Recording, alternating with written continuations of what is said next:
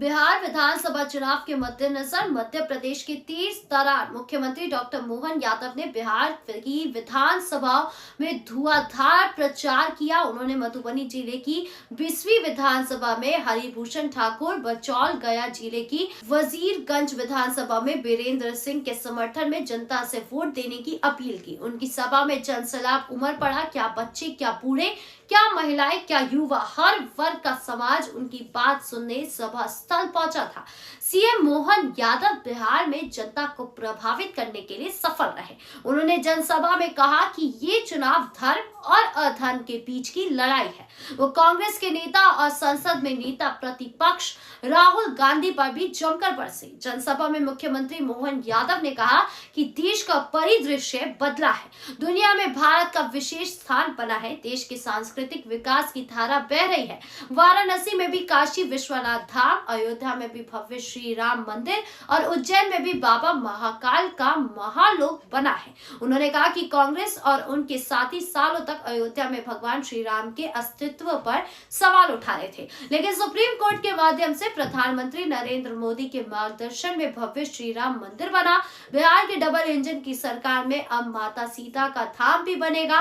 कांग्रेस का मन छोटा है, कांग्रेसी कभी सीता जी का मंदिर नहीं बनाएंगे। उज्जैन में महाकाल लोक बनने पर श्रद्धालुओं की संख्या बढ़ी है। पिछले साल वहां 7 करोड़ भक्त पहुंचे थे। उन्होंने कहा कि दुनिया भारत को भगवान श्री राम और श्री कृष्ण की धरती के से रूप में पहचानती है। हजारों सालों से यही हमारी पहचान है। सीएम मोहन यादव ने कहा कि ये चुनाव धर्म और अधर्म के बीच की लड़ाई है। दुश्मन बहुत चालाक, विपक्ष के नेता कितने प्रकार के झूठ बोलते हैं। चुनाव में कांग्रेस और साथियों की नैया डूबते देख नेता प्रतिपक्ष राहुल गांधी प्रेस कॉन्फ्रेंस कर हरियाणा चुनाव में बेईमानी का दावा कर रहे हैं।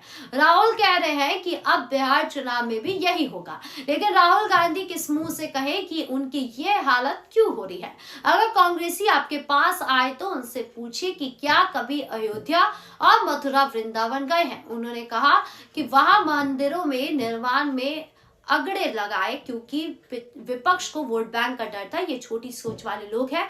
मुख्यमंत्री डॉक्टर यादव ने कहा कि भगवान श्री कृष्ण ने बुआ के बेटे शिशुपाल को 100 गलतियां तक छूट दी थी। इस प्रकार आप लोग भी याद रखना, वोटिंग के दिन जैसे 11 नवंबर को आपके हाथ में ईवीएम के रूप में सुदर्शन चक्र आए, पूरा हिसाब चुकता करना। कलयुग में मताधिकार की ही जनता का सुदर्शन चक्र है। उन्होंने जनता से कहा कि याद रखना, विपक्ष के प्रत्याशियों ने अयोध्या में मंदिर की 12 एकड़ जमीन दबाई थी। सुप्रीम कोर्ट के माध्यम से अयोध्या में भव्य मंदिर बन पाया था। कांग्रेस ये नहीं करने वाली थी, उनकी लाइन हमें पता है। सीएम ने कहा कि मध्य प्रदेश सरकार भगवान श्री कृष्ण से जुड़े सभी स्थानों को तीर्थ और धाम के रूप में विकसित कर रही है। पिछली बार जहां मेरी सभा होने वाली थी वहां विपक्ष के लोगों ने रास्ते खो दिए, हेलीपैड खो दिया, लेकिन मुझे कौन रोक पाएगा। अपने लोगों और पार्टी के लिए हम सदैव आगे खड़े रहेंगे। एनडीए ने आपके वंश से निकले व्यक्ति को मध्य प्रदेश का मुख्यमंत्री बनाया।